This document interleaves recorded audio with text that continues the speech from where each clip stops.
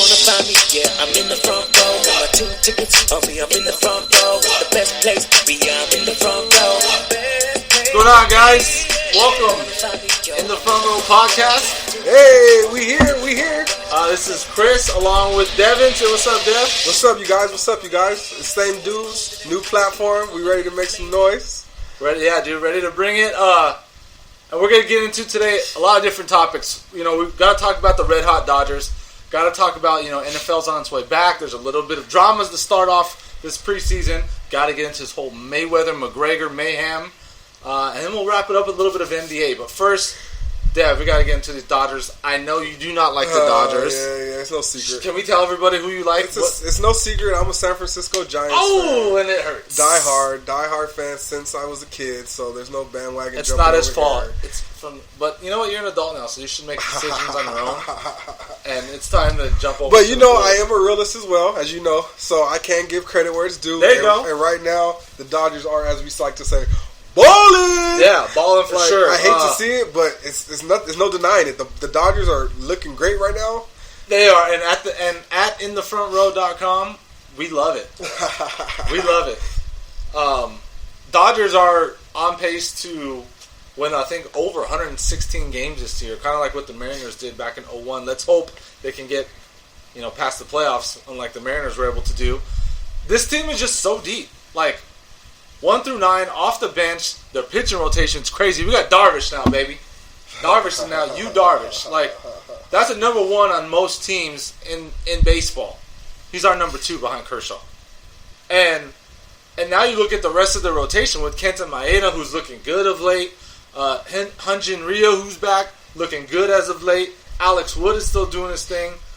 It just gives the Dodgers so many more options, and I think it's like first world problems for sure. Like, yeah, and it's just amazing to me. Every day I wake up, did the Dodgers win last night? Because I'm an old man, I be going to sleep early. So I was like, the Dodgers win last night? Of course they did. Like, I asked the question, probably. I think in their last, I was reading the stat, their last 50 games, something like that. 43 and 7. No, but beyond that, the last 56 games, they've won 47. The Giants have won 47 games all season, man. I've kind of put that in perspective. That's crazy. That's crazy. In the last 60, they won as many as the Giants have won all I just love the fact that Giants are 40 games out of first place. It's terrible. But the Dodgers are there. I just hope that they're not. Are you a little bit more convinced now? Because I remember about a month ago when we were talking about it, you were like, the Dodgers got to show me a little bit more. This could just be a hot streak. But if this is more than a hot streak now. But if we also go back to what I said a month ago, I told you they needed another starter. Did I not? That's the one thing I've been harping on. Say that. I said they needed another starter. They went out and got Darvish. I can't argue with that. Darvish is and they swooped in in the 11th hour. In the thief of the night. Yeah, with a couple minutes left. So they're already announcing on most sports stations okay, Dodgers didn't make any big trades. Hold the phone. Dodgers just got Yu Darvish. Uh-huh. And they didn't even touch any of their top prospects. Top prospects. Well, the top 4 prospects that they had that they didn't want to touch, they didn't have to touch. They kept all those guys. Because, a lot of these Dodger fans are so, guarded when it comes to their rookies or their prospects. Because look who their prospects have become in the last couple of years.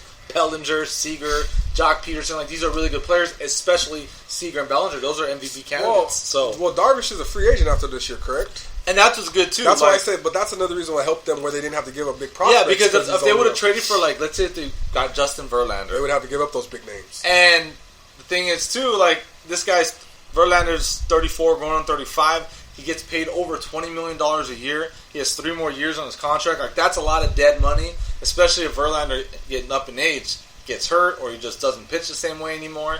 Even though I know the last couple of years he's been pretty good again. Nothing like what it used to be. Obviously, he's getting older, but it's a way smarter move. And I think Dodgers have, if Darvish does really well in the playoffs, I don't see why they wouldn't bring him back. That's just money in the bank right there. Well, I agree, but I have a question for you. Go ahead. Something that's coming up. Shoot it, baby. They say Adrian Gonzalez is supposed to be coming back. He's on his way. He's really soon. What do you think the situation should be? Okay, here's the thing. Wait, I got a question for you. Do you throw him back at first and mess up what your chemistry you've been going with? Or do you, hey, Adrian, we got a good thing going right now, man. We're stupid hot. We're crazy hot. I know you're a team guy. Let's just chill. You're gonna be on the bench. We need that left-handed hitter, 7th, 8th inning pinch hitter. We might need you. We might need you to start every couple days. I think that's hard to tell a guy who's making $20 million a year, who is a borderline Hall of Famer, one of the leaders of the team. He's been hurt all season. He's had a really, really bad back. He started out the season with that forearm issue. But isn't it your job as a GM or the Dodgers as an organization to win a championship, to put the best team on the field? I can't honestly say, from what I've seen from him this year, when he was supposed to be healthy, he was never healthy though this year. He is one of your best players. So I feel like I don't think you can jeopardize that. You don't jeopardize that chemistry. Let's say Gonzalez comes back and he's ready to go by September 1st to finish out the season. So he does have a couple weeks before the playoff starts. Now, Dodgers are one for switching guys in and out of the lineup constantly to get the best matchups when it comes to certain pitchers. If you get Gonzalez in there for a couple games, or more than a couple games, let's say like in a 10-game stretch, and he looks really good, and I think when it comes to the outfield, you want to have Chris Taylor play because he's balling. Puig is balling.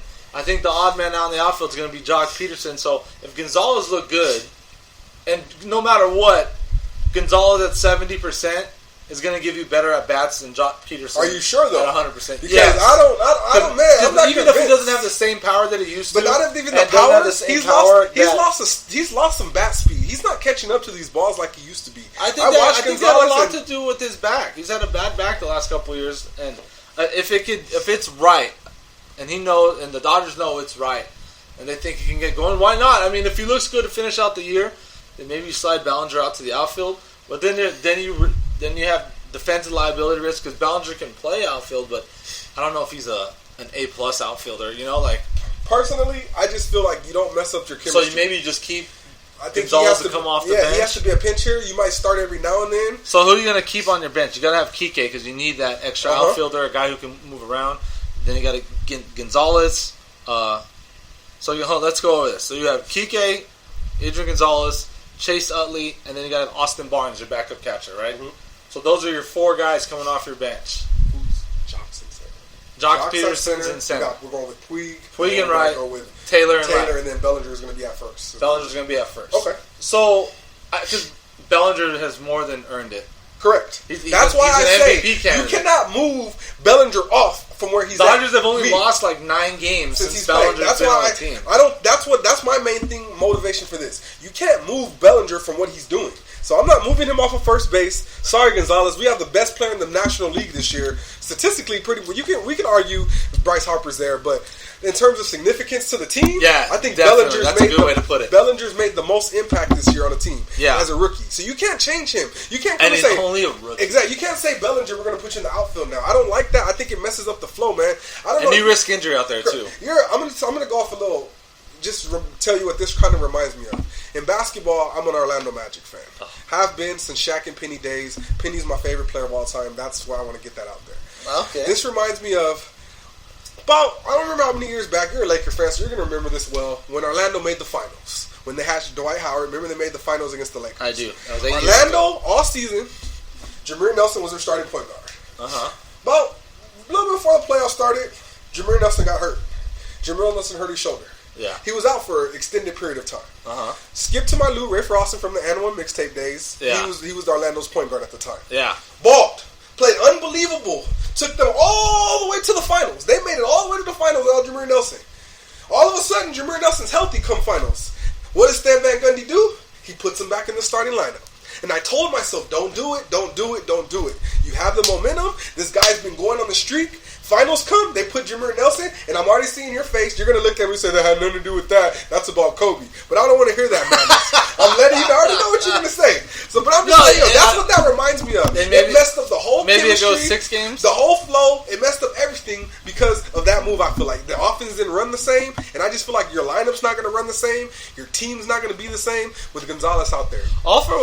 Ray Froston was the only one that actually did anything from Man 1, right? After Man 1 was over? Yeah, they got a couple guys, like one dude's still playing in the Drew League right now, sick with it. He plays in the Drew League. I don't know why the guys just don't take off to China, Think man. about how old, they're old now, though, a lot of those guys. So. Oh, yeah, definitely. That's just why I feel like I feel don't mess up that Dodger chemistry. They look absolutely unstoppable. And I really don't think that this is a matter of hot streak anymore. This is just... It is what it is. This is them. This is like the 1998 New York Yankees when they blew everybody out of the water that year, including playoffs and including the season. They won 125 games that year. I think the Dodgers are just going to absolutely... I don't want to say roll, but they're going to the World Series. They're winning the World Series. Before that, how did the Yankees do prior seasons before that season? They weren't bad. They were making it pretty far. Yankees won. They won 96, and then they lost 97, and won 98. That's what I'm saying. 2000. So what I'm saying is the Dodgers have never been there. None of these players. That's why I don't think we can just automatically say this is it. Dodgers are in. Well, you got to get in. They're on their way, right? Correct. At least we know they're in the right direction. Correct. More than the right direction. Like right now, they're currently favored. If we look at the landscape, but it's of just baseball, that playoff. Like we talked, that playoff is a different. This beast. is a different team, man. This is a lot different team. We'll see. And the team is, you know what? I need to block on some wood here. They're not injured. If they stay healthy. No one's. I mean, Kershaw is, but they say Kershaw's not even that bad right now. He's kind of just chilling as a precautionary. Like, no. They ain't risking you back. You'll get maybe a start or two before the playoffs come, and that's it. And that's perfect because the way the Dodgers rotation looks right now, I mean, it's just next man up type thing. But let's roll into some footballs around the corner now. I mean, football's actually here. It's here. Football's here. You know that's what I've been waiting for. Yeah, I know you've been waiting. Football. You've been like champing at the bit for this. High school, college, NFL. That's what I'm waiting for. I can't love it all. Yeah, I mean, and you know, football never leaves a dull moment. Never. There's never a dull moment in football. And one of the big stories going around the NFL right now is Jay Cutler is back in the league. Did he ever really retire? I mean, he said he did. He did, but when they come knocking for $10 million, you're going to answer that phone, right? Now, far be it from me to say Jay Cutler's not worth it, but there's another guy out there who's been passed over time and time again, and we know he can play. And, you know, just because the record was bad last year, do not forget the team that he was on was very, very bad. Very bad season last year. But Colin Kaepernick has pretty much been blackballed from the NFL. I think it's abundantly clear that it's just... I don't know if it's a conspiracy, but I think a lot of these owners are in it together. Like, this guy's not playing. Which I don't get. I mean, like, before... I know you have a lot of things to say about that. Let me get this off my chest. In the NFL, currently as we speak, there are felons for child abuse, domestic abuse, battery for getting in fights and beating people up, drunk driving, guys with DUIs, all this type of stuff. These guys are in the league playing. Colin Kaepernick took a knee. A peaceful protest. And when asked about it, said has nothing to do with our military. I respect our military. I just have a problem with what's going on among police and minorities, and specifically African Americans. And he says that, and even more than that, I respect police because my aunt, he has an uncle who's a police officer. So I just think it's kind of crazy to push the issue this far. The guy didn't commit a crime. He didn't hurt anybody. He took a knee, a peaceful protest quietly. And he didn't announce it on Twitter, on social media, like, hey, at the game today, I will kneel. Like, he didn't do it, and then he was later asked about it, and then his response was what blew the world up. So this is why I don't get why he's blackballed. I think it's ridiculous. Dev, give me your stance on this. I think it's ridiculous as well. At first, you said the Cutler, I'll go into the Cutler situation. I don't think that's a situation of him being blackballed. I get the Cutler situation. I get it as far as Cutler's played with Adam Gase before. There's familiarity there. Adam Gase, his quarterback just got hurt, so he needs someone to come in quick and knows. So that was Cutler's argument. Is Tannehill out for the season? Yes, he's his partially torn ACL. And they said Cutler said he would not come unless he knew that was the case, that he was going to be the starter all season. That's what it was. So Tannehill's probably done for the year. What happened with Tannehill was he had the same injury last year, chose not to get the full reconstruction surgery. He just decided to rehab it. In practice, he hyperextended it again and pretty much did the same thing. So now he's back in the same situation. Yeah, might as well just go ahead and reconstruct the whole thing. Yep. But that's so I don't mind. But and another with Jay Cutler, one thing I've been hearing about all these other people say is Kaepernick. They want to know if he likes football, if he still wants to play football. They want to hear from him. What does he want to play football Jay Cutler was retired. On his couch, retired, about to be in the booth. That does not tell you he does not want to play football. That totally means that he was done playing football. Yes, and they said his wife had to convince him to play. His wife had to convince him to come take $10 million. Like, Jay Cutler don't want to play football. You seen Jay Cutler his last 3 years in Chicago? He don't want to play football. They didn't want him there. They were so happy he was out of town that quick. They were so happy to get him out of there. Yeah, they were.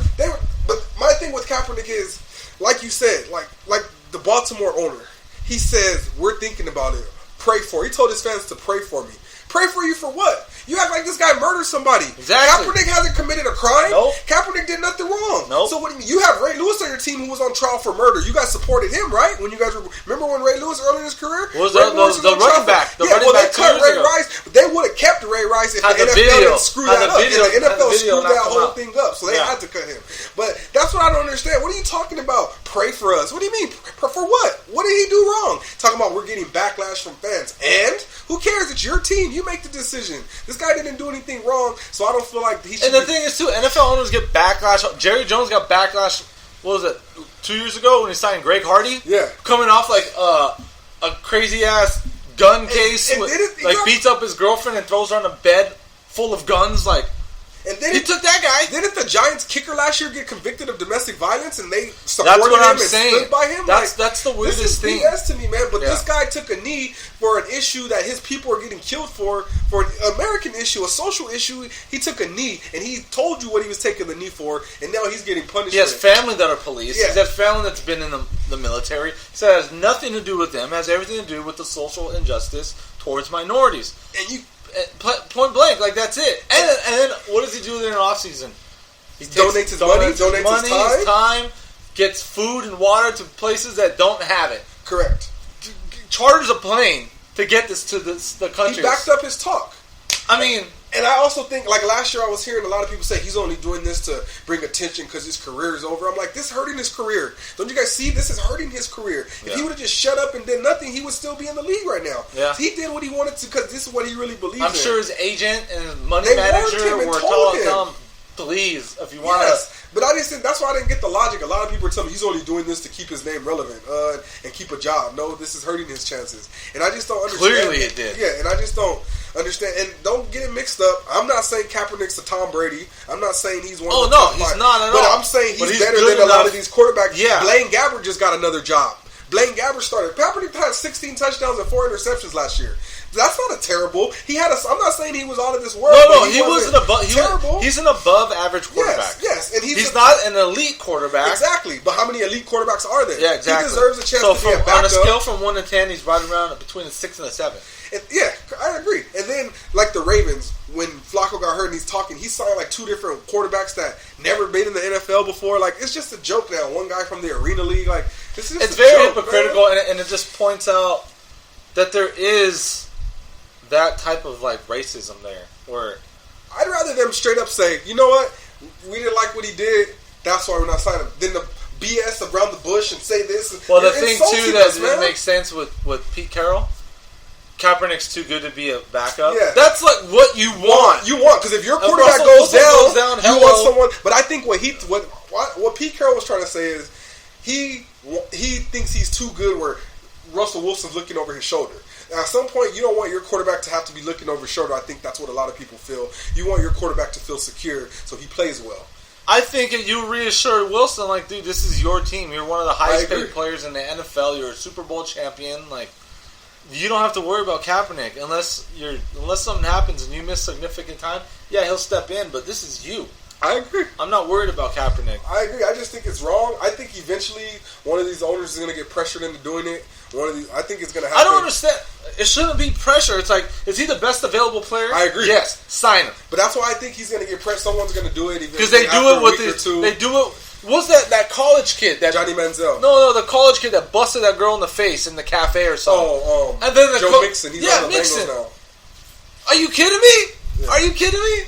And then for a period, he wasn't allowed to talk to anybody and coaches were coming out like, this is not right. We should be able to have interviews with this guy because we need to know if he can play on the next. Like, you're talking about this guy who you saw with your own eyes walk in, go up to a girl, bust her in the mouth, walk out, and you sign the guy. You even get mad at the fact that you couldn't even have a meeting with the guy. But Colin Kaepernick for taking a knee for a social issue that makes perfect sense is just unheard of. That's ridiculous. I get, and that's what I remember last year. What pissed me off is the Giants. How these fans too are so hypocritical. Like the Giants owner said he's never got so much mail from fans saying how much they didn't want a player. But I'm like, but your fans supported when this guy got convicted of beating his wife. And you guys stayed with this guy. Like, you guys, it was like, come on, man. Like, it's so hypocritical. Like, it really is. So hypocritical, and it's not right. And it I really think, is. Like, it's not right. Like, that Kaepernick has to suffer for this. And I think he was well aware that this was something that could have happened, and I think he was prepared for it. And I think he's okay with it because he's doing what he feels is right.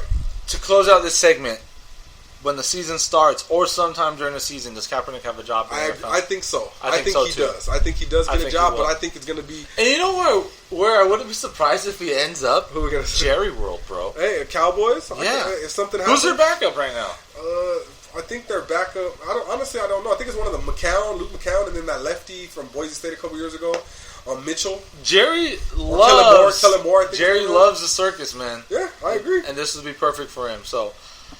Yeah, I think I could see him definitely in there. But you ready to get into some Mayweather-McGregor? Yeah, we can talk about some McGregor. All right, now, we're only a few weeks out from the circus. It's boggling my mind. A lot of people that I talk to tell me that I get too worked up over it. But the way I see this McGregor-Mayweather thing playing out is basically like this. You're going to see 12 rounds of boringness. It's going to be boring. There's going to be no flair, no dramatic, unless Floyd Mayweather decides to make it dramatic. And I think, look, this is what's going to happen. There's going to be all these people who don't ever watch boxing, and these huge UFC fans or MMA fans that will buy it because there's an MMA guy in there against a boxer. They're all going to buy this fight. They're all going to get together, and I don't think it's going to beat the Pacquiao numbers. I really don't. They haven't even sold out yet. The venue. It's like thousands of tickets still left. Yeah, because one, they're way crazy overpriced. prices Yeah. almost. Like, so look, people ever are going to buy this fight, and then millions of people around the United States are going to say this exact line following the fight. This is why I don't watch boxing, because they just saw a boring ass fight, and for the last year and a half, it's been hyped up to be like the return of Jesus Christ. Like, we're going to see something epic and special and crazy and really a competitive, grueling fight, and I've been saying this for the last year and a half. I didn't think it'd even happen.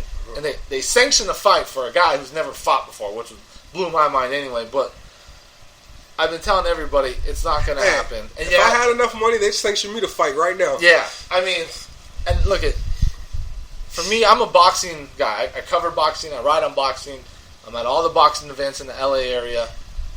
You want to see a real boxing fight? There's a fight a couple weeks after that, Canelo versus Triple G. Cotto's the same night, right? Cotto is actually the same night. Cotto versus Kamagai. And that is no slouch of a fight. Miguel Cotto is a bona fide first ballot Hall of Famer for boxing. And he's fighting Kamagai, who's 27-3 with 24 knockouts. Like, this is not like he's going to fight a bum. Like, he's fighting someone special. Like, and they're fighting at the best place to see a boxing match, I think, anywhere, at the StubHub Center on the tennis court side. Because it holds about 5,000 seats. No matter where you sit, you're right there because you're at an angle, so you sit above the ring. So no matter where you sit, you got a perfect seat in that house, and that's going to be something worth seeing. And if you have HBO, it's not on pay-per-view. It's on HBO. You already got it. You get to go. But this whole Mayweather thing, it's a straight up circus. So, I mean, for me, the most exciting things about this fight are going to happen right before you hear it. Ding ding. All that's going to be exciting. The build up, the drama, the trash talk. The how they come out from the locker room into the ring, the little dance they come out with, the music they come out with, the people they walk out with, like that's going to be the exciting part. Then you're going to hear ding ding, and then it's going to be like, well, this sucks. That's what you're getting, and it boggles my mind how people can really think that it's going to go another way. And for me, that just means people undermine the entire craft and sport of boxing when they think a man with no boxing background can come in and box with one of the guy who's somewhere between the top 10 and 20 greatest, however you see him, greatest fighters of all time. I don't got him that high. But look, he's somewhere in the top 10, 20, whatever. But he's bona fide guaranteed the number one best defensive fighter ever. I mean, you totally undermine the sport of boxing. You're almost insulting boxing. when you say that this guy has a legitimate shot against Floyd. I gave McGregor a 1% chance. Reason being, because Floyd Mayweather is human. Not because of anything Conor McGregor's going to do, but because Floyd Mayweather is human and he's capable of an error. I can't say that I disagree with anything you said, man. Thank you. This fight is something we both said. Everything you said is what I said. I will reiterate. I'm waiting. I like the trash talk. All those press conferences that they had a couple weeks back. That was cool. See them talk trash to each other. I'm going to wait to see, like you said, I know Floyd's going to be petty and bring out somebody. Like I heard he's trying to get Nate Diaz to walk out to the ring with him. He's trying to be petty like that. So like you said, see who they walk out to the ring with. Yeah. But then I think I can see McGregor being petty and trying to bring out maybe Floyd's baby mama or something, walk out to the ring with him. I can see McGregor being a petty and do something like that. The jersey he wore. Yeah, from the Golden State Warriors. Yeah, I can't think of his name right now, but yeah, I know what you're talking about. Yeah. So I can see him doing something like that. You know what I mean? Like, that's all going to be fun. We're going to laugh at all that. Like, that's going to be cool. I can see Mayweather coming out with an Irish flag over him because he knows that's going to piss McGregor off. Like, all of that. But like you said, once that fight comes in the ring, I give McGregor no shot. McGregor ain't got no chance to touch this guy. I feel like Mayweather's going to outclass him. I can't express enough to people out here, like, you can't just think this guy's going to come in his first ever boxing match and is going to beat one of the best boxers ever. That doesn't make sense. Like, I keep going back to what De La Hoya said, and like that harbors with me. De La Hoya said, I trained to box my whole life. I won championships. I beat some of the best fighters in the world. He's like, I couldn't beat Mayweather. And you're telling me this McGregor guy's going to, first ever fight, going to beat him? First time fighting a 12-round match? He fights 5-round matches, dude. Dudes that start boxing, they start with 3 rounds, and then go to 5, then they move up. This guy's jumping into the ring, his first ever fight, pay-per-view, 12-round fight. Like, nah. I don't think it's not a small happen. ring either. Yeah, that's not Floyd's going to get the big ring. Yes, it's not going to happen. And then when trips around, they go, oh, they went lighter on the gloves. Yeah, that still benefits Floyd Mayweather because it's faster for him. He's just gonna throw. He's gonna outthrow Conor McGregor, and he's gonna outland Conor McGregor. So thinner glove, this is gonna hurt more. He's gonna land more punches than McGregor. Swell him up quicker. Yeah, and then they go, oh well, all Conor needs to do is catch him with one. Hello, Floyd Mayweather's been. Everyone's been. Well, yeah, they act like he's never been. First, yeah, that's what people swear. People swear like Floyd Mayweather's never been touched before. Yeah, okay. One, even if Conor hits him, doesn't guarantee a knockdown. Nope. Or a knockout. Nope. And even if he gets knocked down, doesn't mean the fight's gonna end. Nope. And even if that happens, where Conor hits him with a shot, and Floyd takes a knee for a second, even if it's his first knee, because he's never been knocked down. Yeah, even if it's him, like, hold up, I need to take a knee. Let me get my head right for a couple seconds. Do you think any for the rest of the fight, Conor McGregor's getting close to Floyd Mayweather? Conor McGregor, I think it's going to be we're going to be laughing at McGregor. I think it's going to be frustrating for Conor McGregor. You're going to see a lot of Conor like walking around like with his hands up, like, and Conor's going to, yes, you're going to see that, and you're going to see him trying to get the crowd on his side, trying to get the crowd to make Mayweather come at him. He thinks he's going to be dancing in there, putting his hand behind his back, but Mayweather ain't stupid. Mayweather's going to know all that. Mayweather's going to walk around. Mayweather's been taunted like that in the ring before, and he doesn't fall for it. Yes, I think Mayweather. It's going to be bad. Mayweather's going to put on a clinic. I think he's going to pop shot him. Get in, get out. Get in, get out. It's going to frustrate McGregor because there's nothing he's going to do. And I'll say this again. Not only will Conor McGregor not beat Floyd Mayweather, Conor McGregor will not beat any professional boxer at boxing. Nor will he beat any top amateur boxer at boxing. Because he's not a boxer. And people keep confusing. Oh, well, he punches. You throw punches. There's boxing and MMA. No, there's not. Because you throw a punch does not mean you're boxing. If you go outside and get in a fight and you throw your hands, are you boxing? No, you're fighting. You're throwing your hands. Yeah, in MMA you throw calculated strikes. Maybe there's elements of boxing in your training, but when you're actually in an MMA fight, you're not boxing. You're not standing like a boxer. You're not moving like a boxer. You're not punching like... Yeah, you have to worry about everything else. So you're really not boxing. Correct. So I just don't want to hear that, oh yeah, you're boxing. No, you're not. He's not. And they say, oh, he has an amateur boxer background. What, like 4 fights or 5 fights in some tiny ass little amateur league in Ireland? Like, let's be real, people. Like, I just don't want to hear any more about it. That's my last 2 cents I'll say on it. I hope. But I'm just surprised. One last thing I'll say on it. I'm just shocked at how many people I think out here are really believing that McGregor's going to win. Like, I didn't think people were not this. Like, a lot of people are really telling me, trying to convince me that that McGregor's going to win and McGregor's going. And I'm just like, you guys have not seen Floyd all these years. Like, they don't understand. It just baffles me. I just can't wait till this fight happens so everyone can really people try to speak it into existence. Like, you know? Yeah, like, just because he's good in MMA and my dude was like, what does Floyd have over Conor? I'm like, everything. What do you mean? What does he have over him? In like, boxing, what kind of question is every that? single thing. What do you mean? What does he have over him? He doesn't have the speed advantage. He doesn't have the size advantage. He doesn't have this. He doesn't have that. Dude. Trust me. Yeah, you know what he has? 25 years of boxing advantage. Like, that's what he has. And you're going into boxing. Are they going into an MMA cage? Then, and like I said, if the roles reverse, 0% for Mayweather. Exactly. I'd say McGregor's going to kill him. Yeah, but this isn't that. Exactly. So, all right, now let's close out the show with, real quick, some NBA. David Griffin from the Cavs came out, said a lot of good things backing up. Formerly of the Cavs. Oh, formerly of the Cavs. There you go. Hey, I can argue that all of this started because they let David Griffin go. LeBron sent that tweet out that day. At least we got one together. It's basically saying it wasn't me. I heard that he was the one that was keeping Kyrie in. He was the one letting Kyrie know, hey, you're with LeBron. Like, this is an opportunity. I heard once David Griffin's out, Kyrie said, I'm going too. I want to get out of here too. Kyrie's not a dumb guy. He sees the writing on the wall. I mean, even though he thinks the world's flat, he's not a dumb guy. He does think the world is flat up. Now, look, Griffin did back him up, saying it's not childish or immature that he wants to leave LeBron. It actually shows that he has some balls, some huevos. That he wants to do this on it. That he wants to show people, look, I'm not just LeBron's sidekick. I'm not Robin to his Batman. You know, like, I can do this too. And he's only, 24, 25? Like, he's barely he's not even in his physical prime yet. And the guy's still good, still developing, still getting better. He's definitely the best ball handler in the NBA, can shoot it. Like, he's capable. And all you need as you mature, you develop the basketball IQ. You learn how to understand your teammates better. You just learn how to understand the game better, the flow of the game, what works, what doesn't work. And he's gonna remember a lot of those things as he goes on to a new team and transitions into that leader role. The things that LeBron had taught him, even though he probably didn't like it the whole time, he's gonna take a lot of that with him. He can only do that. It's been 3 years with LeBron. I look at it a totally different way. Like I've told you before, like, I don't get why. My thing with him was how he says he doesn't want to take a back seat, and I've mentioned this to you before. When I watch the Cavs, I don't see Kyrie not eating. Kyrie's eating. Kyrie's taking more shots than LeBron is. So I'm like, where are you being held back at, bro? Like, I don't get it. Like, who wouldn't want to play with LeBron is what I'm understanding. Like, I don't get it. Like, do you not want to win? You ain't missing no money. You can make more money in Cleveland, so it ain't about the money.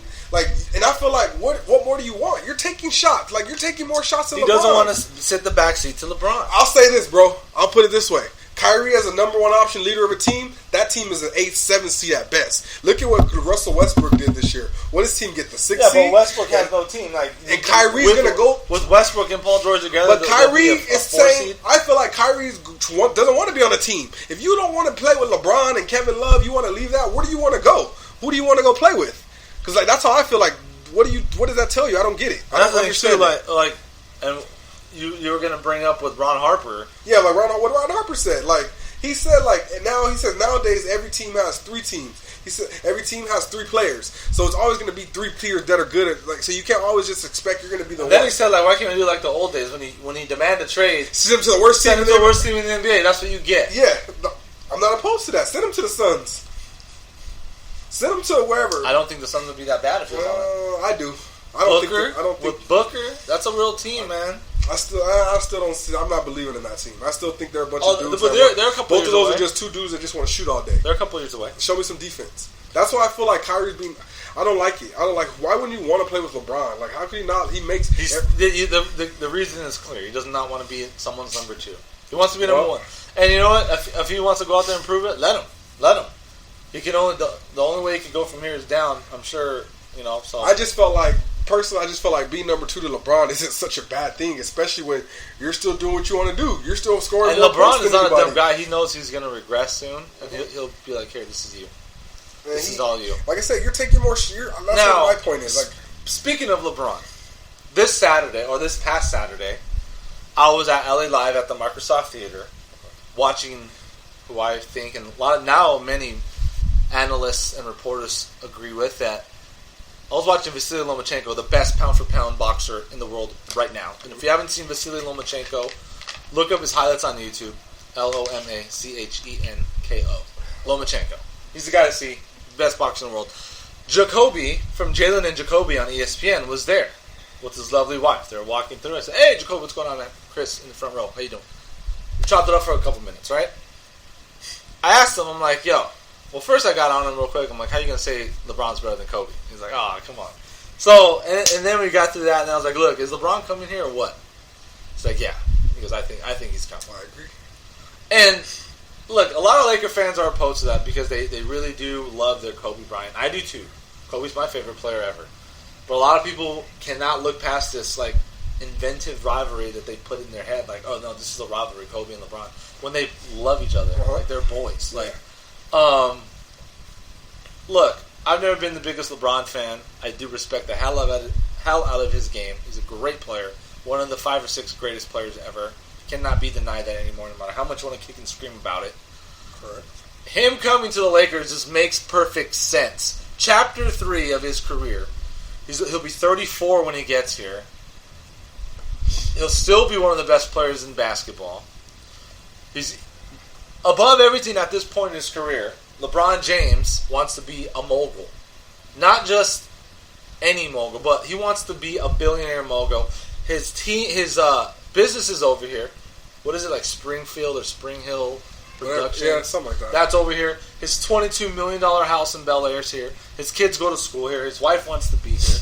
Magic Johnson is here for the dude to learn from about how to be a mogul, how to be a guy off the court, business-wise, do all that thing. And who better to usher him in than Magic Johnson? Like, the guy he gets compared to the most when you talk about... And, best of all, he gets to come play with Lonzo Ball. Oh, Lonzo Ball gets to play with him. Right? Lonzo Ball gets to play with him and learn from him. That's just the one thing I'm looking forward to. I think hopefully that combination would be great. How to shoot a Nah, that's not the one I'm asking for. That 19% from 3 at Summer League was not the business. Summer League, we don't worry about Summer League. Oh yeah, but everyone wants to bring up that MVP was the business though. But I'm just saying, if you're gonna talk about one Magic Johnson bought him that MVP. I don't know about all that, bro. You know he did. I don't know about all that. His game bought him that MVP. I don't know. Brandon Ingram healthy, he wins that MVP. But Brandon Ingram's been in the league already 2 years. Like, you're supposed to do that. A year. But I'm saying, a year. You see Dante Exum was out there for his 4th year. Like, he's been in the league like 4 years. Well, he's been hurt like the last 2 seasons. I don't care though. That's even more of a reason not to have him out there. Like, you don't see the Sixers trotting out Embiid and Simmons out there. They're smart. By the way, how do you think that team's going to load? That team's going to be loaded, bro. Loaded. And I don't think it has to do with it has to do That's with the next rivalry, though. They're coming back. Lakers and Philly. That's because they're just jealous of Lonzo. That's what it is. Embiid was already trying to cuss out his dad, got fined. Fultz is already talking trash. But I'm not. Don't laugh because I just don't like what are they hating on. Is Brandon Ingram better than all those guys you just mentioned right now? I don't think Brandon Ingram. No. I can argue.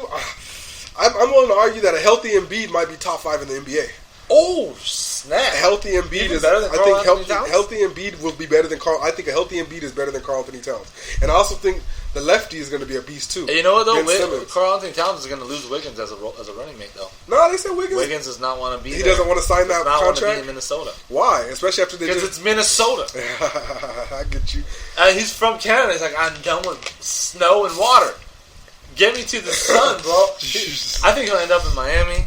Something like that. I can see it. I can see that for sure. Oh my gosh! And they say Minnesota's prepared to offer him $150 million. Yeah, that's what I was going to say. They said that they were going to. So that's hard to walk away from. But and real quick before we end the show, I do think that this whole what's it called?